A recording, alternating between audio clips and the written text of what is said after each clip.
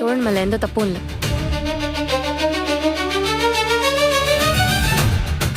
தப்பு இல்லையா? அவனை சேஸ் பண்ணி பிடிச்சிருக்கம்மா. தப்பு பண்ணலன்னு சொல்லிட்டு இருக்க? இங்க பாருமா, இவர் என்னோட ஹஸ்பண்ட். இவங்க எல்லாரும் உன்னையும் அவரையும் சேர்த்து வச்சு தேவையில்லாம பேசிட்டு இருக்காங்க. நீ அமைதியா இருந்தா என்ன அர்த்தம்?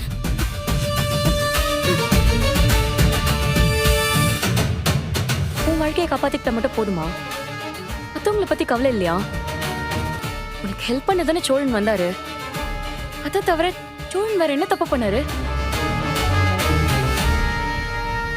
உங்க வீட்டு ஆளுங்கெல்லாம் சோழனை உள்ள தூக்கி வச்சுட்டா நான் என்ன பண்றது? என் ஹஸ்பண்ட் இல்லாம நான் தனியா நிக்கணுமா?